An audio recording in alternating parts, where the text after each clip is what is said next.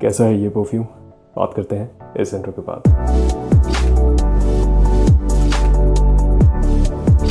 नमस्कार दोस्तों, आपका स्वागत है परफ्यूम ज्ञान में। मेरा नाम है अर्पित। आज हम लताफ़ा के शुक्रात परफ्यूम के बारे में बात करेंगे। खुशबू, परफॉर्मेंस, कैसा क्लोन है ये और इसके दाम के हिसाब से इसको खरीदना एक सही ऑप्शन होगा कि नहीं, हर चीज़ों के बारे में डिस्कस करेंगे। वैसे अगर पहली बार आप ये वीडियो देख रहे हैं परफ्यूम ज्ञान का, आपको काम का लगे, वीडियो देखने के बाद ऐसा ना लगे कि आपका वक्त ज़ाया हुआ है, तो आप कंसीडर कर सकते हैं सब्सक्राइब करना। लाइक कर देंगे इस वीडियो को तो यूट्यूब थोड़ा इस काम को और लोगों तक पहुंचाएगा, ये कम्युनिटी और बड़ी बनेगी, मुझे भी मोटिवेशन मिलेगी। इसकी खुशबू के बारे में बात करते हैं। देखिए, ये एक एरोमेटिक, एक्वाटिक, वुडी, हल्का स्पाइसी, फ्लोरल और माइन्यूट स्वीटनेस वाला परफ्यूम है।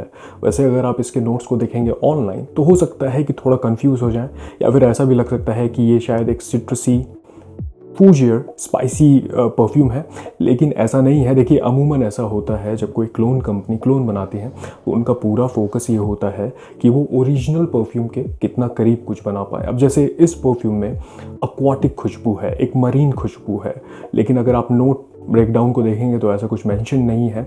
मुझे ऐसा लगता है कि जिंजर जो ये मेंशन कर रहे हैं वो सिट्रसी, बर्गमॉन्ट की खुशबू के साथ मिल करके, हल्का वॉयलेट लीफ के साथ मिलके कुछ वैसी खुशबू बना रहा है, लेकिन कंफ्यूज हो सकते हैं क्योंकि इसमें बहुत मस्कीनेस भी नहीं है। देखिए, ओवरऑल ये एग्जैक्टली लीनियर परफ्यूम तो नहीं कहूँगा, लेकिन बहुत ज़्यादा बदलाव भी नहीं होता है इसके ड्राई डाउन में। इसमें बहुत अच्छी खुशबू है, ओपनिंग काफ़ी अच्छी है, एक बड़ी प्लेजेंट सी ओपनिंग है। वैसे ये क्लोन है जॉर्जियो अरमानी एक्वा दी जो के प्रोफुमो का।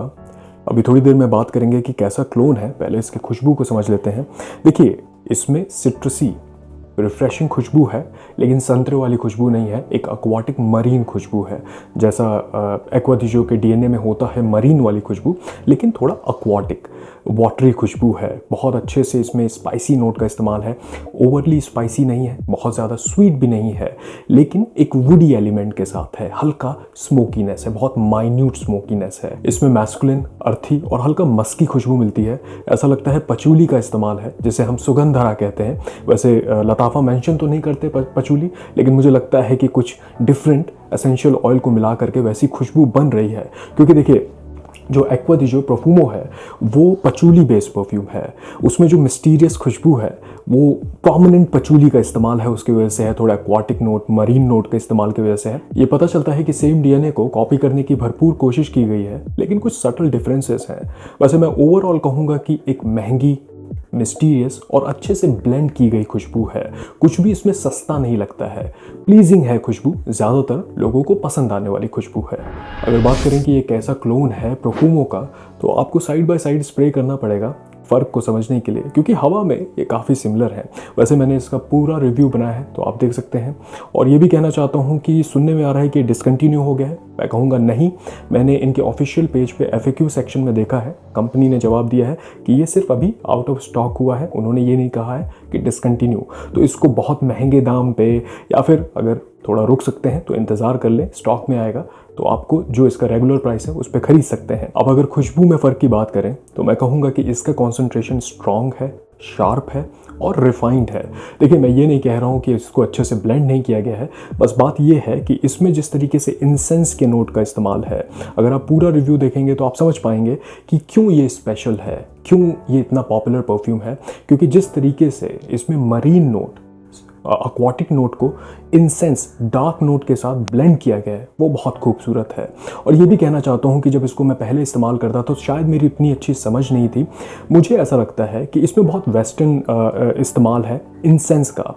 अमूमन जब परफ्यूम में इंसेंस का इस्तेमाल होता है, या फिर एगरवुड का इस्तेमाल होता है, ऊद का इस्तेमाल होता है, तो बहुत हार्श होता है।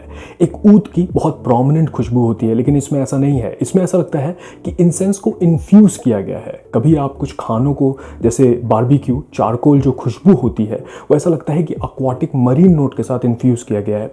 इसमें काफ़ी कम इंसेंस की खुशबू है। यूजुअली जब मिडिल ईस्टर्न परफ्यूम की हम बात करते हैं तो ऐसा लगता है कि ऊद और इंसेंस स्ट्रॉन्ग होता है, इसमें ऐसा नहीं है। ऐसा लगता है कि इसकी एक बॉटल से इसकी 2 बॉटल बन सकती है। और ये भी कहना चाहता हूँ कि ये थोड़ी स्वीटनेस की तरफ है, इसमें ज़्यादा स्वीटनेस है, इसमें कम स्वीटनेस है। और ये भी है कि इसमें जो मरीन डीएनए है, इसमें वो aquatic बन जाता है। मुझे ऐसा लगता है, देखिए ये भी है कि ये बहुत सटल डिफरेंसेस हैं। अगर हवा में इनकी खुशबू को आप लेंगे तो आपको काफ़ी सिमिलर लगेंगे, लेकिन जब आप इनको साइड बाय साइड स्प्रे करेंगे तो ये छोटे छोटे सटल डिफरेंसेस आप पकड़ सकते हैं। इसमें जिस तरीके से aquatic नोट का है वो मरीन नोट हल्का है और इंसेंस भी काफ़ी हल्का है। तो मैं ये कहूँगा कि ये एक aquatic रिफ्रेशिंग खुशबू है, वुडी है। इसमें हल्का स्पाइसीनेस है, इसमें थोड़ा ज़्यादा लगता है। और इसमें एक वो वाली जो पचूली की खुशबू होती है, मुझे ऐसा लगता है जो आम के पेड़ होते हैं जब उनकी कलियां होती हैं, अगर उनको आप अपने हाथ पे रब करें तो एक कैसी खुशबू होगी, एक ग्रीन बड़ी ही रिफ्रेशिंग सी बहुत ही अच्छी सी खुशबू होगी, मिस्टीरियस सी खुशबू होगी। इसमें ऐसी खुशबू मिलती है। वैसे अगर कम शब्दों में बोलना हो तो मैं कहूँगा लताफ़ा शुक्रात प्रोफुमो का वाटरी, सॉफ्ट और स्वीटर वर्जन है। लेकिन यह भी कहना चाहता हूँ कि मेरे कलेक्शन में फ़िलहाल इस परफ्यूम के सबसे करीब इस परफ्यूम की ही खुशबू है। इसकी परफॉर्मेंस के बारे में बात करें तो इस मामले में मेरे हाथ निराशा लगी। मुझे हल्की परफॉर्मेंस मिलती है, सॉफ्ट परफॉर्मेंस इससे मिलती है। मुझे 4 से 5 घंटे स्किन पे लॉन्जिविटी मिलती है, कपड़े पे 9-10 घंटे रहता है, लेकिन बहुत करीब आ जाता है। और शुरुआत के 1 से 1.5 घंटे ये प्रोजेक्ट करता है। और मैं आपसे इंडोर्स की बात कर रहा हूँ। मैं इसको बाहर भी लगा के गया, 1-2 बार ग्रोसरी करने गया था तो लगाया था, 7-8 स्प्रे किए थे, लेकिन मुश्किल से 1.5-2 घंटे बाद ये काफ़ी क्लोज टू स्किन हो गया। तो मुझे ऐसा नहीं लग रहा था कि ये प्रोजेक्ट कर रहा है। मुझे लगभग 2-3 घंटे बाद इसको रीअप्लाई करना पड़ता है और हैवी रीअप्लाई करना पड़ता है, लगभग 5-6 स्प्रे। तो मैं ये कहूँगा कि सियाज ट्रेल ऐसा नहीं है कि नहीं है, लेकिन बहुत हल्की है, ग्लूमी सी है। तो परफॉर्मेंस में मैं कहूँगा क्योंकि कॉन्सेंट्रेशन मुझे हल्की लगती है, तो उस वजह से ये 1.5 से 2 घंटे बहुत होगा। अगर गर्मी ज़्यादा है, ये उन परफ्यूम्स में से है, अगर ज़्यादा गर्मी है तो थोड़ा बेहतर ये घुलता है हवा में, लेकिन ओवरऑल हल्की परफॉर्मेंस है इससे। इसके इस्तेमाल के बारे में बात करें तो मुझे इसकी मर्दाना, मिस्टीरियस, सीरियस और हल्की मैच्योर खुशबू लगती है। तो अगर आप 25+ हैं, 30+ हैं, तो मुझे लगता है ज़्यादा अच्छे से सूट करेगा आपके पर्सनालिटी को। लेकिन खुशबू एक सब्जेक्टिव सी चीज़ होती है, तो अगर आप 20+ हैं, कॉलेज में हैं, इस्तेमाल कर सकते हैं। लेकिन ये परफ्यूम मुझे ऐसा नहीं लगता कि क्लबिंग के लिए है। स्पेशल ओकेजन पे लगा सकते हैं, लेकिन अगर क्लोज इनकाउंटर है तभी।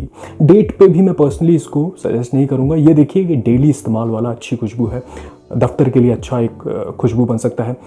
हल्की हल्की ठंडक के लिए भी लगा सकते हैं, कड़क गर्मी के लिए नहीं, क्योंकि हल्की स्वीटनेस जो थोड़ा वुडी स्पाइसीनेस है उसकी वजह से हो सकता है कि इरिटेट करे, लेकिन लगा सकते हैं। सॉफ्ट खुशबू है तो इस्तेमाल किया जा सकता है। और अगर जहाँ पे भी आप हैं बर्फ़ नहीं पड़ती तो इसको 12 महीने इस्तेमाल कर सकते हैं। इंडोर्स के लिए काफ़ी अच्छा खुशबू है, लेकिन एक सीरियस खुशबू है, प्रोफेशनल खुशबू है। अगर आप एक मैनेजर हैं, किसी लीडरशिप में हैं, सिक्योरिटी में हैं, अगर काम के लिए आपको यूनिफॉर्म या फॉर्मल्स पहनना पड़ता है, तो मुझे लगता है कि ये बहुत अच्छे से सूट करेगा आपकी पर्सनैलिटी को। तो निष्कर्ष क्या निकलता है, देखिए इसके दाम के हिसाब से बाहर के देशों में ये आपको 20 से 25 US डॉलर में मिल जाएगा और इंडिया में लगभग 1500 के प्राइस रेंज में मिलता है। प्रेजेंटेशन अच्छी है, इसका 100 ml की बॉटल अच्छी है, औदे पापू में इसका कॉन्सेंट्रेशन है। वैसे इसकी बॉटल सिमिलर लगती है किसी भी डॉल्चे एंड गबाना के द वन फ्लैंकर की तरह। मुझे ये ज़्यादा करीब लगता है ये जो ला ऊनो आता है फ्रेग्रेंस वर्ल्ड का, अगर आप देखें तो काफ़ी सिमिलर, बस ये थोड़ी सी फ्लैट है, लेकिन बॉटल बनावट कैप काफ़ी सिमिलर है।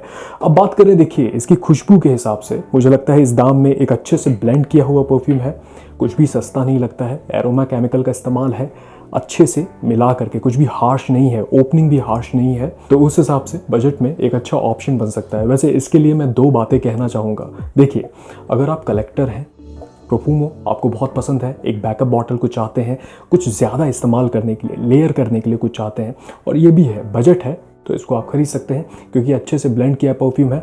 मैं इधर बीच क्या कर रहा हूँ, मैं उसके 1 या 2 स्प्रे कर लेता हूँ प्रोफुमो के, और इसके 4-5 स्प्रे कर लेता हूँ, तो मुझे सिमिलर DNA वाली खुशबू मिल जाती है बजट में। मैं ज़्यादा उसको इस्तेमाल नहीं करता हूँ। लेकिन अगर आपका बजट सिर्फ एक परफ्यूम खरीदने के लिए अलाउ कर रहा है और आप कुछ ऐसा चाहते हैं जिसको लगाने के बाद आपका दिन निकल जाए, तो ये वो परफ्यूम नहीं है। इसको अगर आप ऑफिस में भी इस्तेमाल करेंगे तो 2-3 घंटे बाद ये हल्का महसूस होता है, तो आपको रीअप्लाई करना पड़ेगा। अगर आप बाइक से कम्यूट करते हैं, फील्ड वर्क में, मैं पर्सनली इसको रिकमेंड नहीं करूँगा क्योंकि ये फेड हो जाएगा 1-2 घंटे बाद। मुझे ऐसा लगता है इस प्राइस रेंज में लगभग 1000 से 1500 के रेंज में और भी अच्छे ऑप्शंस हैं। मुझे पता है कि ये काफ़ी अभी इसके बारे में बात हो रही है, थोड़ा हाइप्ड है, लेकिन आपको समझना पड़ेगा। देखिए महंगे परफ्यूम का सस्ता क्लोन हमेशा अच्छा होता है, ये एक पैराडॉक्स है, इसको आपको समझना पड़ेगा। आप अपनी गाड़ी का माइक है, पैसा लगाने जा रहे हैं तो कुछ अच्छा खरीदें। मुझे ऐसा लगता है कि अगर आप कुछ क्लोन चाहते हैं, उस कैटेगरी में कुछ चाहते हैं परफ्यूमों के, तो इसको कंसीडर कर सकते हैं, लेकिन इसके परफॉर्मेंस को आपको ध्यान में रखना पड़ेगा। वैसे अगर आपने इसको इस्तेमाल किया है तो मुझे आप बताइए आपको कैसा लगता है। मैं मिलूंगा आपसे अगले वीडियो में, तब तक आप अपना ख्याल रखिए। नमस्कार।